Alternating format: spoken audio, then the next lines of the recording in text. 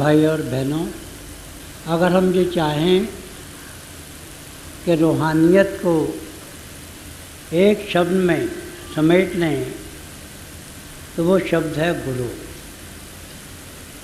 वो शब्द है मुर्शिद, वो शब्द है मास्टर।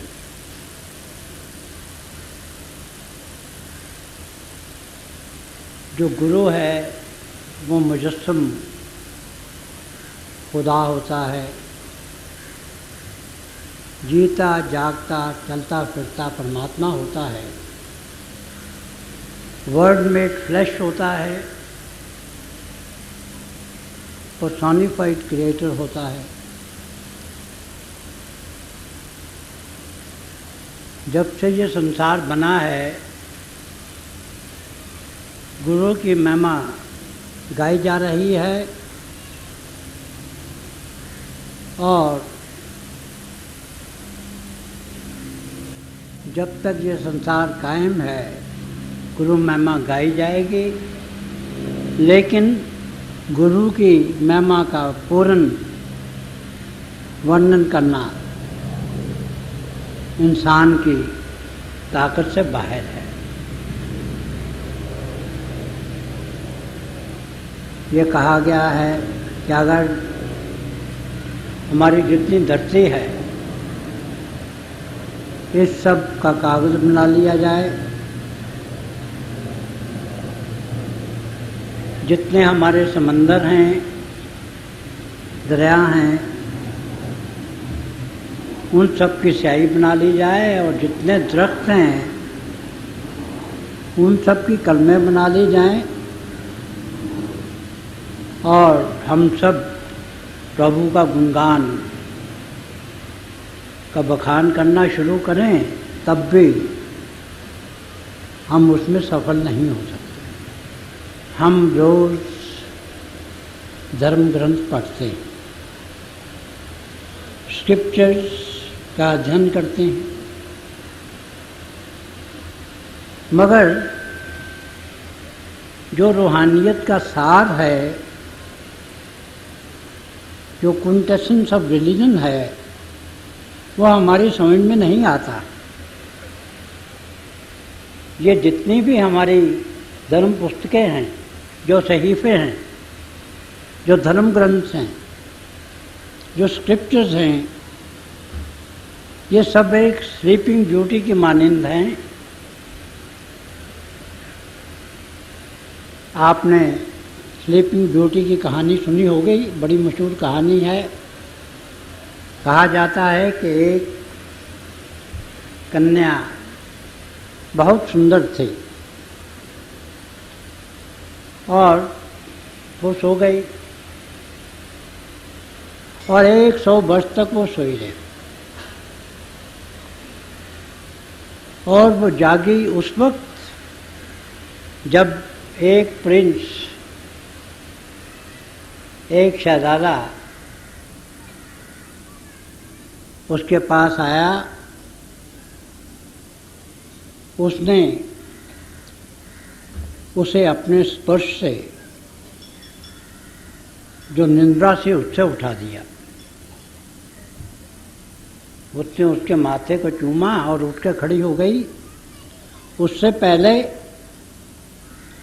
बहुत से उसके चाहने वाले उसके इर्द गिर्द घूमते रहे, उसे पुकारते रहे, उसका गुणगान करते रहे, क्योंकि वो बहुत सुंदर थी, इतनी सुंदर कि उसका व्याख्यान नहीं किया जा सकता था। मगर वो सोई रही, चाहने वालों ने उसकी नज़र अपनी तरफ मबजूल नहीं की। हाँ, जब शहजादा आया, Prince of godly love, Prince of divine beauty, तो उसने उसे अपने स्पर्श से जगा दिया और फिर वो बातें भी करने लगी, प्रेम की बातें, जिंदगी को उबार देने वाली बातें, इशारे किनारे भी करने लगी। और पहले वो बड़ी सुंदर थी, मगर सोई हुई थी, खुद भी सोई थी, और जो इसके इर्द गिर्द आते थे उन्हें भी कुछ समझा नहीं सकती थी, बुझा नहीं सकती थी। वो एक स्लीपिंग ब्यूटी थी। मगर जब उस डिवाइन प्रिंस ने उसे छुआ तो उसने अपनी आंखें खोल दी।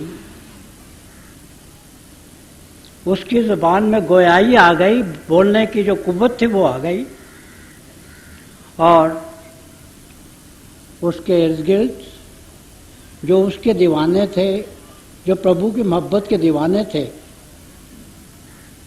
उन्हें उसने मदहोश कर दिया, सरशार कर दिया। यही बात है हमारे ग्रंथों की, यही बात है हमारे सहीफों की, हमारी स्क्रिप्चर।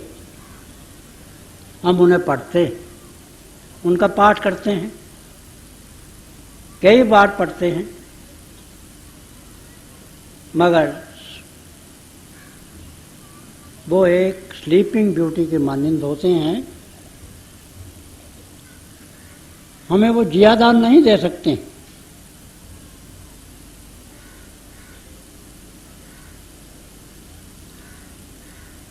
जियादान दे पक्ति लाइन हर्षो लैन मिलाए, वो लाइफ इंस्पायरिंग ग्लांस नहीं दे सकते। हमें वो जिस्म और जिस्मानियत से ऊपर नहीं ला सकते हैं। हमारी जिंदगी का जो ध्येय है, अपने आप को जानने का और प्रभु के पाने का, उसकी पाने में वो हमारी सहायता नहीं कर सकती। मगर जब हमें कोई मुर्शिद, कोई संत सद्गुरु अपने चरणों में बुला लेता है और हमें नज़्ज़ो नज़्ज़ी निहाल कर देता है, अपनी नज़्ज़े कर्म से हमें उबार देता है, तो जितने भी ये सहीफे हैं, जितने धर्म ग्रंथ हैं, वो उठ के बैठ जाते हैं, बातें करनी शुरू कर देते हैं, समझाना शुरू कर देते हैं, अपना रास्ता दिखाना शुरू कर देते हैं। वही धर्म ग्रंथ जो होते हैं,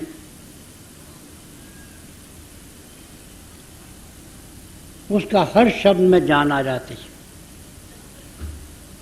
जब तक हमें मुर्शिद नहीं मिलता, जब तक डिवाइन प्रिंस हम पे बख्शिश नहीं करता है, हमारे धर्म ग्रंथ केवल लकीरें होती हैं। मगर जब हमें संत सद्गुरु के चरणों की धूली नसीब होती है, जब उसकी धूली का हम सुरमा बनाते हैं, तो यही जो लकीरें हैं, ये बोल उठती हैं।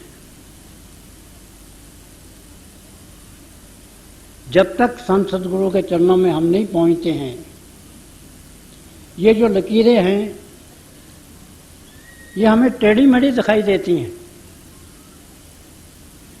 हम पाठ करते हैं, रोज करते हैं,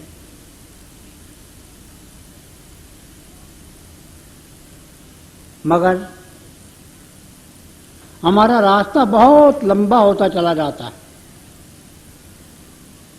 क्योंकि वो सर्कुलस रूट बताती हैं हमें। मगर जब किसी प्रभु रूप हस्ती की उन पर नज़र पड़ती है, तो वो लाइनें सीधी हो जाती हैं, जिसे हम तसव्वुफ में सिरात मुस्तकीम कहते हैं। वो हमें उस रास्ते को दिखाती हैं जो सबसे छोटा रास्ता है और जिस पे चलकर इसी जिंदगी में हमारी आत्मा और परमात्मा का मिलाप हो सकता है। यह है प्रभु की देन, सदगुरु की देन। धर्म ग्रंथ तो पहले भी होते हैं, हम पाठ भी करते हैं, मगर उनके मानी और मफहूम से हम बहुत दूर रहते हैं। मगर जब कोई महापुरुष हमें अपनी छत्र छाया में ले लेता है, उन्हीं ग्रंथों को जब हम पढ़ते हैं तो एक नए माने उनमें से निकलते हैं, जो सच्चे माने हैं वो हमें समझ में आना शुरू हो जाते हैं।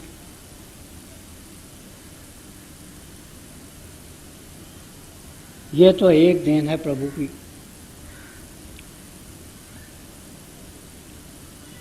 और जब सच्चे माने समझ आने शुरू होते हैं तो फिर हम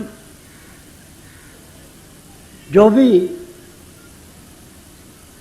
हमें शिक्षा मिलती है उसमें हम अमल करते हैं।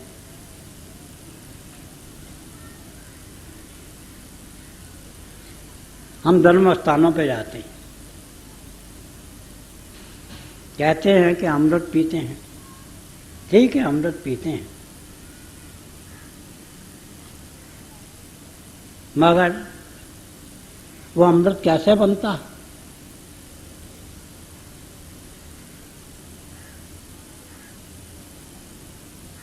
अमृतसर कैसे बना, मानसरोवर कैसे बना, सर चश्मा या आबे कौसर कैसे बना, fountain of the water of life कैसे बना? वो पानी था, आप था, जल था, वाटर था।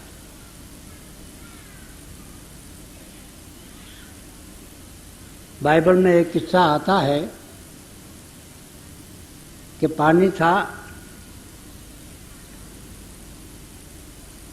वो अमृत बन गया, आबे हयात में तब्दील हो गया, वाटर ऑफ लाइफ बन गया। मगर वो कैसे बना?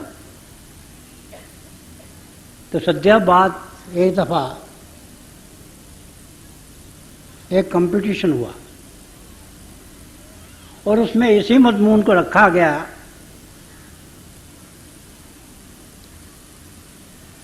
कि ये जो बाइबल का किस्सा है इसे बयान किया जाए।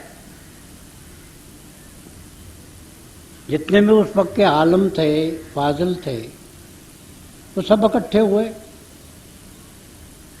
जैसे कि आम इम्तहान होता है, पेपर शुरू हो गया, 3 घंटे का पेपर था। चूंकि बहुत बहुत विद्वान थे, उन्होंने लिखना शुरू कर दिया। जब पेपर आया, उन्होंने देखा ये मजमून है जिसमें हमने अच्छे लिखना है, तो उनके दिमाग में ताकत थी, कलम में जोर था, लिखते चले गए, सफ़ात के सफ़ात लिख दिए। मगर उनमें एक प्रभु का भक्त था, प्रभु की मस्ती से सरशार था, सरमस्त था।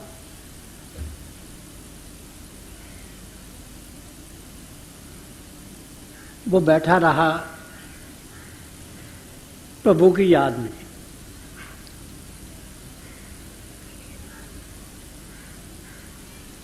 जब पेपर खत्म होने वाला था तो वहाँ के जो इन्विजिलेटर थे उन्हें आके उसे झंझोड़ा कि भाई तू तो यहाँ इम्तहान देने के लिए आया है। उन्होंने कहा अच्छा, वक्त खत्म हो रहा है। उसने कलम उठाई और एक फिकरा लिख दिया, वक्त खत्म हो गया। पेपर इकट्ठे कर लिए गए, एग्जामिनर के पास पहुंच गए।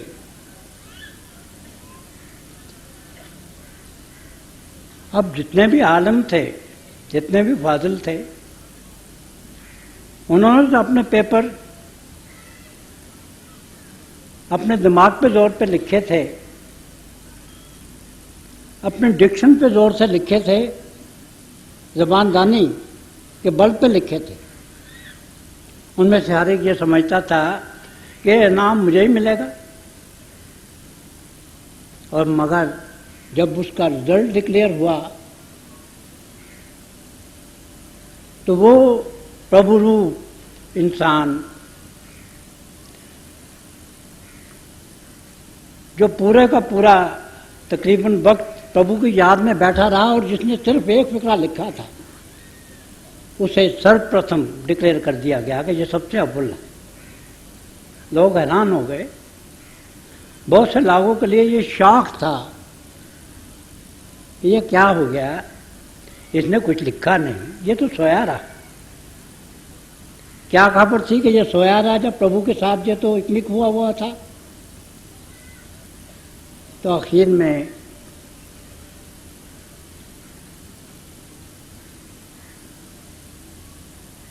उन्हें जो कुछ लोगों ने लिखा था वो सारे के सारे आर्टिकल शाया कर दिए। तो ये जो प्रभु का भक्त था, इसने सिर्फ एक ही सेंटेंस लिखा था, और वो सेंटेंस ये था कि water saw his Lord and it blushed, कि पानी था, उसने अपने प्रभु को देखा, सुंदरता का जो केंद्र था, जो सोर्स ऑफ ऑल ब्यूटी था, उसे देखा और वो शर्माया। और जब हम देखते हैं कि शर्माते हैं तो हमारे गाल जो हैं सुर्ख हो जाते हैं, ग्लो करने लगते हैं। तो जैसे कोई कन्या है, वो शर्माए तो देखिए उसके गाल कैसे ग्लो करने लगते हैं, सुर्ख हो जाते हैं। तो इस वाक्य का उन्होंने यूं बयान किया कि था तो पानी, जब प्रभु को देखा, प्रभु की खूबसूरती को देखा और उसे यह एहसास हुआ कि इतनी बड़ी हस्ती जो है ये मेरी तरफ तवज्जो कर रही है, वो तवज्जो को जिसका पहले उसे कभी तजुर्बा नहीं हुआ था।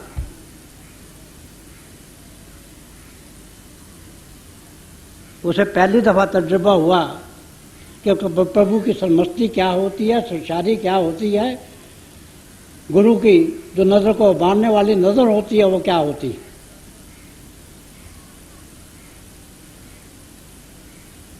ये जो एक निगाह करम है वो क्या होती है, लिरिकल ग्लैंस क्या होती है। तो पानी जो शर्माया तो उसमें रंग आ गया और उस रंग ने उसे शराब में तब्दील कर दिया। तो यह है गुरु की अहमियत।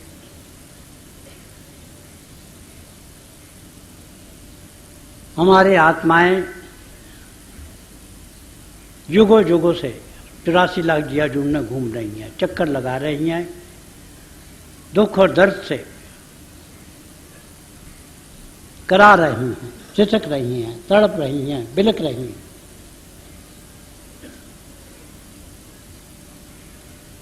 हमारा कल्याण तभी हो सकता है कि अगर हम पे किसी महापुरुष की नजर पड़ जाए।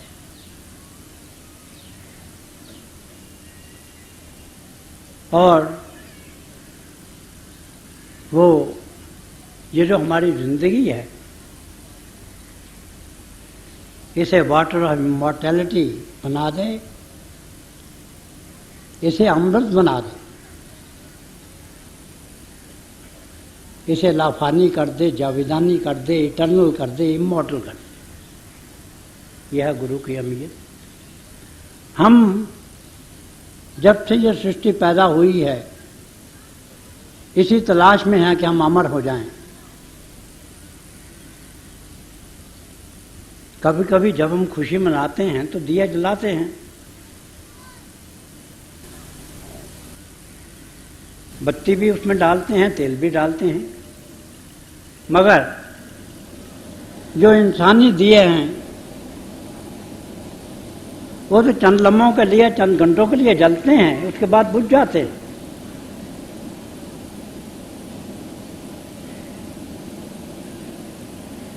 यही हालत है हमारे संगीत की।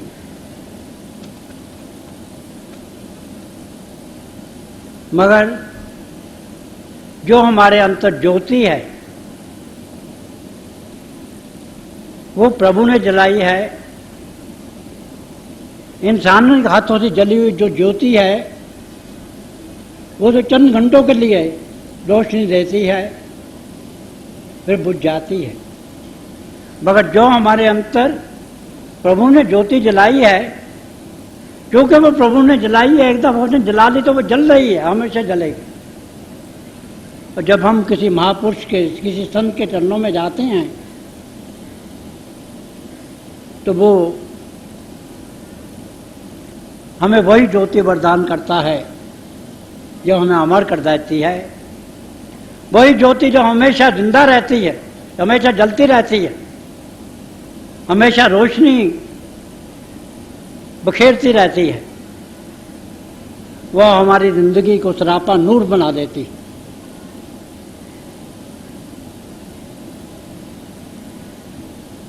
हर जर्रे को आफताब बना देती है, हर कण को सूर्य बना देती है। और ऐसा सूर्य जो हमेशा जगमगाता रहे। इसी तरह से हम संगीत की बात करते हैं, मौसीकी की बात करते हैं, म्यूजिक की बात करते हैं। बहुत बड़े बड़े म्यूजिशियन हुए हैं, मगर जो हमारा इंसानी म्यूजिक है तब तक चलता है जब तक हमारी उंगलियां काम करती हैं, जब तक हमारा गला काम करता है, चाहे वो वोकल म्यूजिक हो या इंस्ट्रूमेंटल म्यूजिक हो।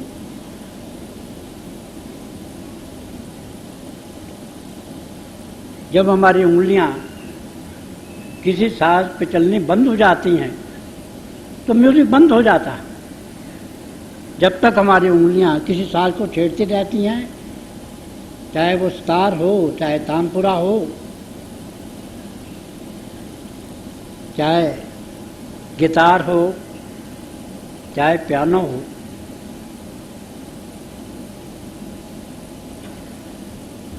चाहे ड्रम्स हों, वो जो आवाज़ है वो उतनी देर तक आती है जब तक हमारी उंगलियां चलती हैं। हमारी उंगलियां चलनी बंद हो गई, मौसीकी बंद हो गई, संगीत बंद हो गया।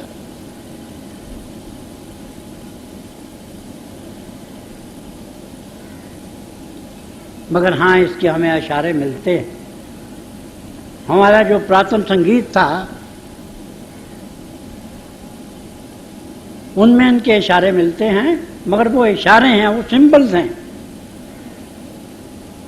तानसेन के मुतालिक ये कहा जाता है कि जो हिंदुस्तान का बहुत बड़ा मौसीकीकार था, संदिग्ध था, म्यूजिशियन था,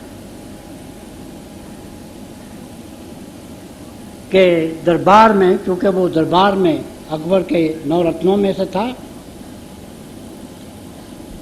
कोने कोने में साज रखे जाते थे।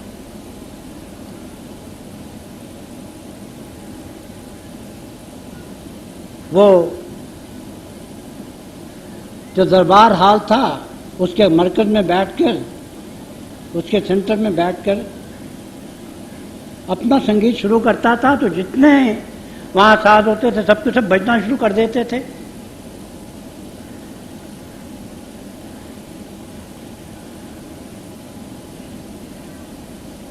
वो जब दीपक राग आता था तो आग लग जाती थी।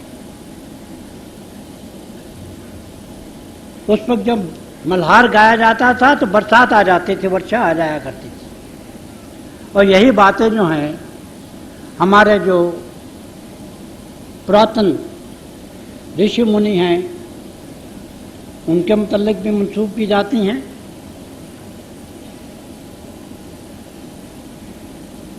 तो ये कुछ इशारे थे। मगर मैं तो इंसानी म्यूजिक की बात कर रहा हूँ, चाहे वो वोकल हो, चाहे वो गले से गाया जाए, चाहे वो इंस्ट्रूमेंटल हो, चाहे वो साजों से गाया जाए, साजों से बजाया जाए, मगर इंसान खुद फानी है, उसका संगीत भी फानी है, उसका नगमा भी जो है वो देर पा नहीं है, थोड़े क्षणों के लिए है। मगर जो महान संगीत है,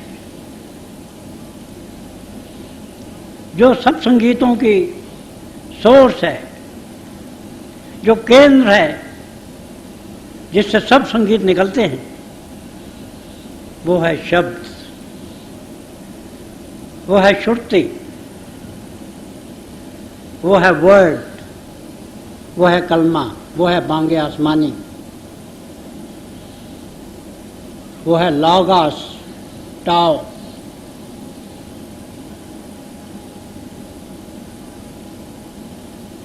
वो है हरि कीर्तन, वो है नाम।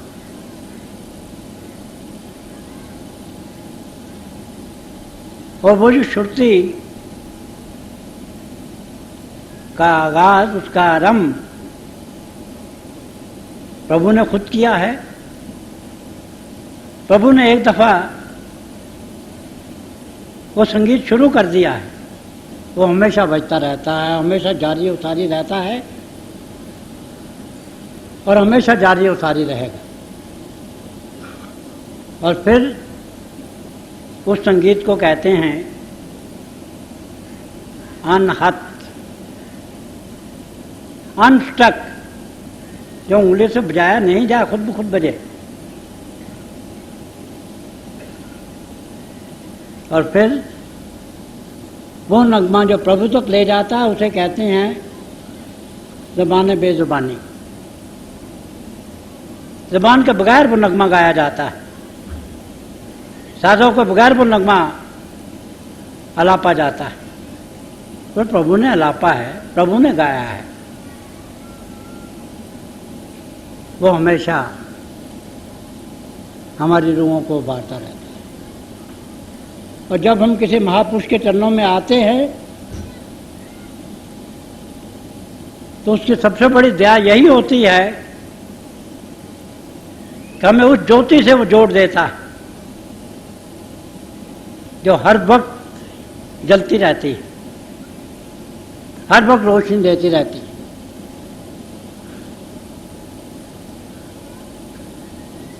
उस संगीत का अनुभव कराता है जो हर वक्त जारी और सारी रहता है। और यही ज्योति और श्रुति का मार्ग है। यही मार्ग हमें वेदों ने बताया है, उपनिषदों ने बताया है, अंजील शरीफ ने बताया है, कुरान शरीफ ने बताया है। इसी का जिक्र कबीर साहब की वाणी में है, श्री गुरु नानक साहब की वाणी में है, आदि ग्रंथ में है। जिंद अवस्था में इसी का जिक्र है। और जितने भी दुनिया के सहीफे हैं, जितने भी ग्रंथ हैं, सब में इसी का जिक्र है। मगर इन सब के पाने के लिए हमें किसी रूहानी शहजादे के स्पर्श की जरूरत है।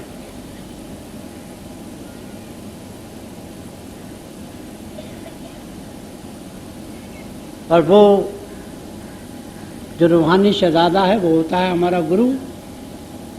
हम सब सोए हुए हैं, गुरबानी में आया है। हमारा बाप भी सोया है, उस्ताद भी सोया है, माँ भी सोई है, बहन भी सोई है, दोस्त भी सोए। और हमारे अंतर ये जो अमृत बह रहा है, इसे काम, क्रोध, लोभ और अहंकार ये सब पी रहे हैं। ये हमारा बर्थ राइट है, पैदाइशी हक है कि हम उस अमृत को पिएं,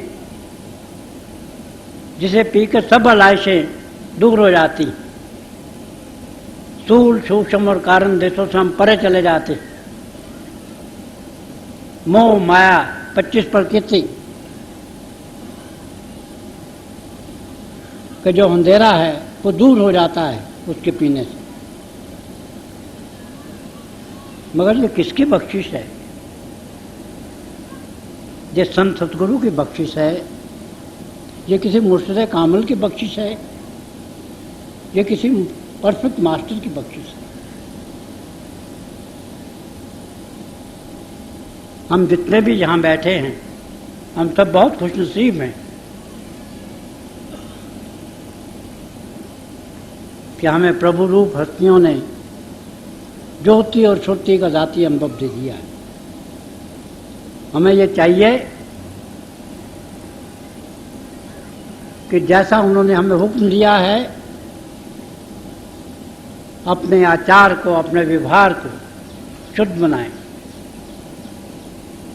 अपने जीवन को सदाचारी बनाएं और रोजाना भजन करें, सिमरन करें।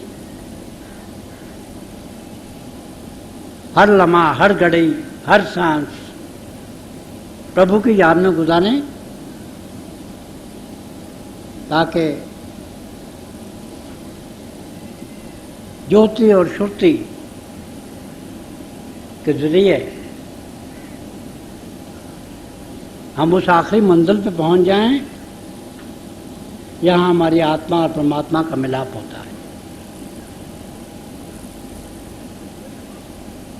जहाँ में हमेशा की सरखुशी, हमेशा की सुशारी, हमेशा की सरमस्ती और हमेशा की मुक्ति मिलती है।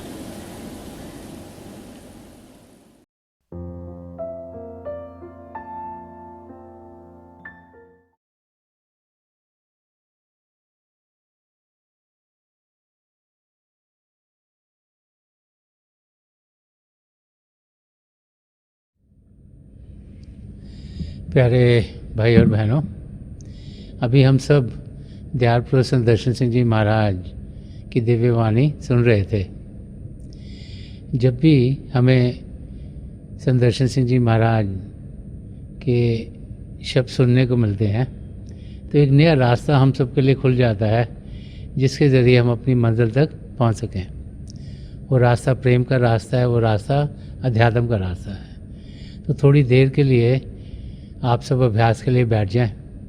आप जहाँ भी बैठे आराम से बैठिएगा, अपनी आंखें बंद कर लीजिएगा और ये आंखों के डेले आई बॉल्स हैं सीधे सामने फोकस होने चाहिए, जैसे 8-10 इंच आपके सामने फोकस हैं। आंखें बंद करते ही वो भाई बहन जिन्हें नाम की देन मिली है, आप सिमरन कीजिएगा। और जो भाई बहन यहाँ नए हैं, आप पिता परमेश्वर के किसी भी जाति नाम का जाप कीजिएगा। जाप मन ही मन करना, ऊंचा नहीं दोहराना।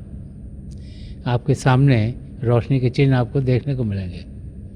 शुरू में शायद ऐसे लगेगा रोशनी आकर जा रही है, रोशनी के चक्र हैं, लेकिन जैसे जैसे आपका ध्यान टिकता चला जाएगा, आपको लगेगा रोशनियाँ टिक गई हैं और बहुत से नज़ारे आपको देखने में मिलेंगे। तो जो कुछ आपको दिखता है उसे बड़े आराम से देखिए, प्रेम से देखिए, और आप देखेंगे कि आपकी ज़िंदगी में आपको कितना सुकून मिलेगा, कितनी शांति मिलेगी और आपकी ज़िंदगी प्रभु के प्रेम से भरपूर होनी शुरू हो जाएगी। थोड़ी देर के लिए आप सब अभ्यास के लिए बैठ जाएं। प्रभु की दया हो कि हम सब जो पिछली सेंचुरी के महापुरुष हैं, हजूर बाबा सावन सिंह जी महाराज, परम संत कृपाल सिंह जी महाराज और दयालपुर संत दर्शन सिंह जी महाराज, उनके वचनों को अपनी ज़िंदगी में ढालें और अभ्यास के ज़रिए प्रभु की प्राप्ति करें। थोड़ी देर में आप सबको इस अभ्यास से उठाऊंगा और मेरी शुभकामनाएं आप सबके साथ हैं।